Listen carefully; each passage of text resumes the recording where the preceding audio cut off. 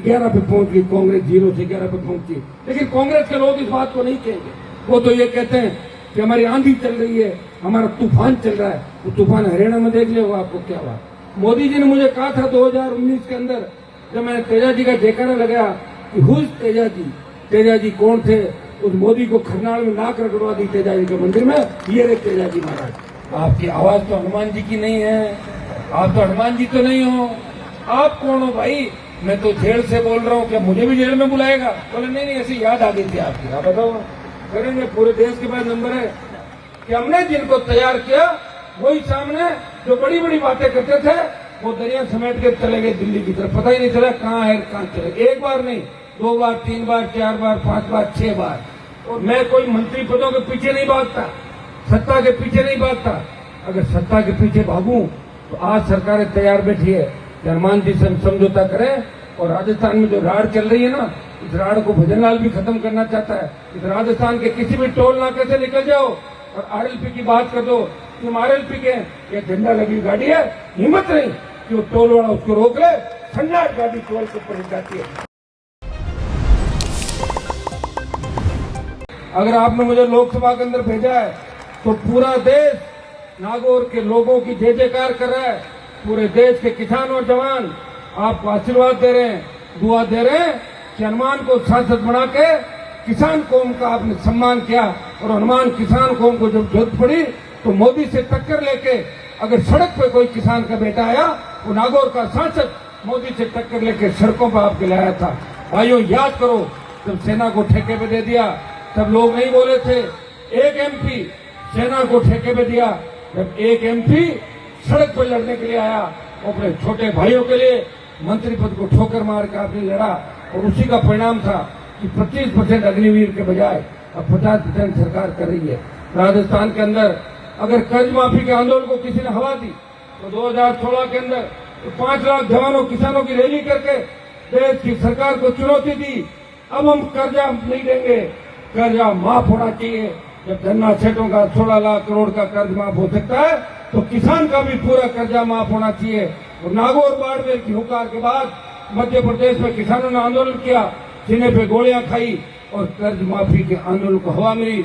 मैं आपको विश्वास दिलाता हूँ, थोड़ी हिम्मत रखना, मोदी के घुटने टिका देंगे और किसानों का कर्जा भी माफ कराएंगे। हिम्मत की आवश्यकता कि हमने जिनको तैयार किया वही सामने जो बड़ी बड़ी बातें करते थे वो दरिया समेट के चले गए दिल्ली की तरफ। पता ही नहीं चला कहाँ है कहाँ चले। एक बार नहीं, 2 बार, 3 बार, 4 बार, 5 बार, 6 बार। और मेरा किसी से कोई मुकाबला नहीं, मैं कोई मंत्री पदों के पीछे नहीं भागता, सत्ता के पीछे नहीं भागता। अगर सत्ता के पीछे भागूं तो आज सरकारें तैयार बैठी है कि हनुमान जी से समझौता करें। और राजस्थान में जो राड़ चल रही है ना, इस राड़ को भजनलाल भी खत्म करना चाहता है कि 4 साल मेरी सरकार की हालत खराब कर देगा, मैं हनुमान से समझौता कर लूं, लेकिन मैं नहीं करूंगा। इस राजस्थान के किसी भी टोल नाके से निकल जाओ और आरएलपी की बात कर दो, तुम आरएलपी के ये झंडा लगी गाड़ी है, हिम्मत नहीं कि वो टोल वाला उसको रोक ले। सन्नाट गाड़ी टोल के ऊपर जाती है। ये हनुमान बेनीवाल की नहीं, ये किसानों जवानों की ताकत और आशीर्वाद है। टोल मुक्त की बात हमने करी थी, फ्री बिजली की हमने बात करी थी, हमने कर्ज माफी की बात करी थी और जो करी थी उसको निभाया। सत्ता को ठोकरे मार के सड़कों में चलना बहुत टेढ़ा काम है। पीठ में छुरा तो कोई घोंप सकता है, भाई भाई का दुश्मन हो सकता है, लेकिन अपने लोगों के लिए पूरा जीवन समर्पित करके भगत सिंह की तर्ज पे चल के कौम और किसान का नाम रोशन करने के लिए बहुत बड़ा हौसला और ताकत चाहिए। अभी महीने भर के अंदर कई लोग आएंगे आपके बीच, कई सपने दिखाएंगे, कई ये कहेंगे कि तारे तोड़ के ले आऊं, तारे दे दूं आपको जमीन पर। कोई कुछ कहेगा, कहीं मंत्री आएगा, कहीं संतरी आएगा, लेकिन आपको हिम्मत हारने की आवश्यकता नहीं है। आपको यही कहना है कि हम उस मिट्टी से आते हैं जब वीर तेजा जी महाराज का अवतार हुआ। हम भगत सिंह के फॉलोवर हैं, हम काल का माता का जयकारा लगाते हैं। हमारा भाई जो जंग लड़ रहा है इस प्रदेश के अंदर, वो खुद के लिए नहीं लड़ रहा है, वो किसान कौम को जिंदा करने के लिए लड़ रहा है। वो देश के अंदर पूरी ताकत के साथ हमारा सम्मान बढ़ा रहा है। आप सब ध्यान रखना। और ये मातृशक्ति जितनी तादाद के अंदर यहाँ बैठी है, अगर हमारे नेता 60 साल पहले चाहते तो नागौर की धरती पे अगर सिंचाई का पानी आ जाता, हमारे बच्चे इंग्लैंड, अमेरिका, जर्मनी जाते। दुर्भाग्य से खुद के गांव में काम जिन्होंने नहीं कराया तो आपके यहाँ क्या काम कराएंगे। ये माताएं बहनें जो आशीर्वाद दे रही है, इतनी बड़ी तादाद के अंदर हमारे साथ बैठी है, ये बहुत बड़ा बदलाव है, ये बहुत बड़ी क्रांति इस प्रदेश के अंदर आने वाली है। माताएं झांसी की रानी लक्ष्मीबाई बन के और छोटे भाई भगत सिंह की भूमिका के अंदर आगे बढ़ के इस भ्रष्टाचार का खात्मा करेंगे। मैं तो ये प्रयास कर रहा हूं कि आप शंकित रहो, मजबूत रहो। मैंने कभी भेद नहीं किया, मैंने कभी ये नहीं कहा इस गांव में मुझे वोट मिला या नहीं मिला, कभी बात नहीं करी। जहाँ वोट मिला वहां भी विकास, वोट नहीं मिला वहां भी विकास। जो मेरे घर पे रोता हुआ आया वो हंसता हुआ गया, कितना ही बड़ा काम लेके आ गया।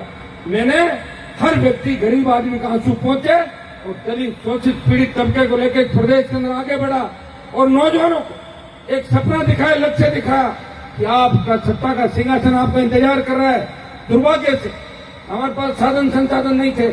18 के अंदर 3 सीट थी, 23 में 1 हो गई, लेकिन 24 के अंदर कांग्रेस से गठबंधन किया तो कांग्रेस पार्टी ने पीठ में छुरा घोंपा और बाड़मेर के अंदर मेरे उम्मीदवार को लेकर कांग्रेस भाग गई थी, लेकिन फिर भी समझौता हुआ और नागौर के अंदर आप लोगों ने भारी वोटों से मुझे जिताया। भाइयों 11 सीट जो कांग्रेस पार्टी और इंडिया अलायंस की आई थी, ये 10 साल से चुनाव लड़ रहे थे, इनकी एक भी सीट नहीं आई, खाता भी नहीं खुला था।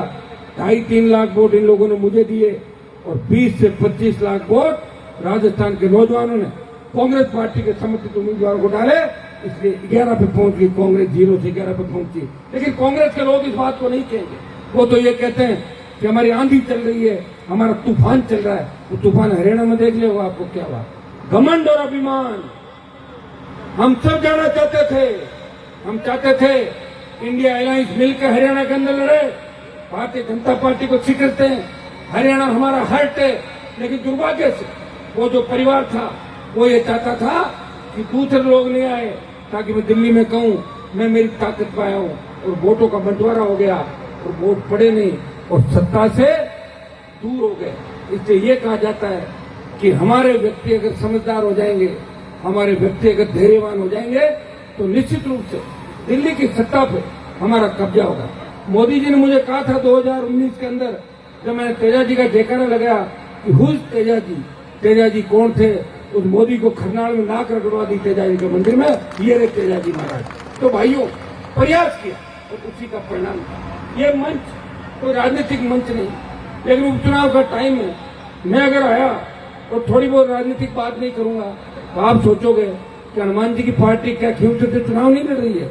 वो तो आपको तय करना है, तो राजधानी है खींच कर राष्ट्रीय लोकतांत्रिक पार्टी की चुनाव की बात चुनाव के समय के अंदर करेंगे। हमेशा आप सबको राजी रखना। कितना जोर आता है, हर 10-10 मिनट में नाराज होकर भागते हो, फिर पकड़ के लाता हूँ वापस।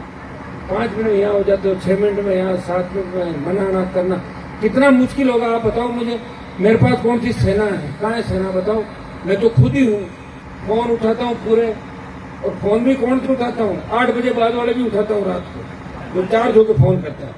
आप क्या कर रहे हो, आपकी आवाज तो हनुमान जी की नहीं है, आप तो हनुमान जी तो नहीं हो, आप कौन हो भाई।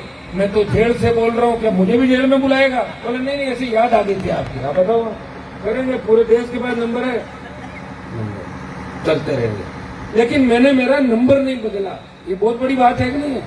एक बार विधायक बन जाए, 2 बार बन जाए तो उसके 4 नंबर मिलेंगे, उसका पीए टेलीफोन उठाएगा। फोन में उठा रहा हूँ, मैं बहुत परेशान हूँ फोन से, आपको पता है। हार जीत जीवन के 2 पहलू है, लेकिन मैं मेरे सिद्धांत नहीं बदल सकता। मैं 1000% जो कहता हूँ वो करता हूँ, और इसीलिए मोदी और अमित शाह से लड़ रहा हूँ। मोदी और अमित शाह से लोग नहीं लड़ते, आपको पता है। ईडी सीबीआई आती है और फट्टे लगा के जेल में डाल देती है। ज्योति जी आई थी, कांग्रेस की बहुत बड़ी नेता थी, लेकिन जैसे ही ईडी की रेड पड़ी, सासू समेत सारे चले गए बीजेपी के, सासू एमएलए बन गई और खुद यहाँ हार गई 3-4 बार। अब पता नहीं चुनाव लड़ेगी कि नहीं लड़ेगी, मुझे नहीं पता। मैंने आपको मजबूत किया, लेकिन दुख मुझे इस बात का होता है कि ज्यादा मजबूत कर दिया। ज्यादा मजबूत करने का मतलब ये हो गया कि आप समझदारी भूल रहे हो। आप वीर तेजाजी महाराज की धरती के लोग हो, आपको याद रखना है कि वीर तेजाजी महाराज ने अवतार लिया यहाँ पे, किस तरह उन्होंने वचन निभाया, गाय की रक्षा के लिए अपने प्राण न्यौछावर किए। इसलिए लोग खरनाल के अंदर देश पूरे से आते हैं, लेकिन दुर्भाग्य से हमारे लोग दिनों दिन कमजोर होते जा रहे हैं। मुझे कोई कहते सरकार से लड़ना तो मुझे बहुत आनंद आता है। और लोगों को मैंने देखा कि सरकारों आगे आगे सरकारों के पैरों में पड़ना, मुझे छोड़ना और दूसरों के पैरों में जाके पड़ जाना। अरे पैरों में अगर पड़ना है तो मेरे ही पड़े रहो, वहां क्यों जा रहे हो? अलग अलग पैर पकड़ने में क्या फायदा? एक जगह मान लो भाई, अलग अलग क्यों घूम रहे? वहां तुम्हारा कोई नंबर नहीं आने वाला। खींवसर में आपको पता है, खींवसर में दो ही पार्टी, एक आपका भाई हनुमान बेनीवाल है और दूसरा गजेंद्र सिंह जी का गढ़ है।